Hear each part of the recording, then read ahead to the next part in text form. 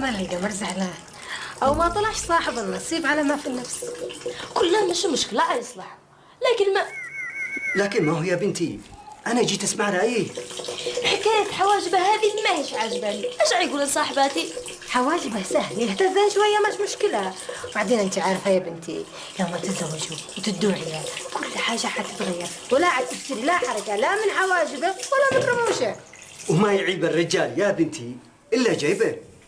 هي ما قلتي الجماعه منتظرين لجواب. حاضر، لكن حواجبه هذه ضروري يفعل لهن حل، هذا شرطي الأساسي. حاضر ولا تزعلي نفسك، اقول لهم. ايوه ما فيش مشكله، بيبصروا لها العلاج. خلاص انا عاد اقول لهم هذا الكلام. خاطركم بديت هنيانة.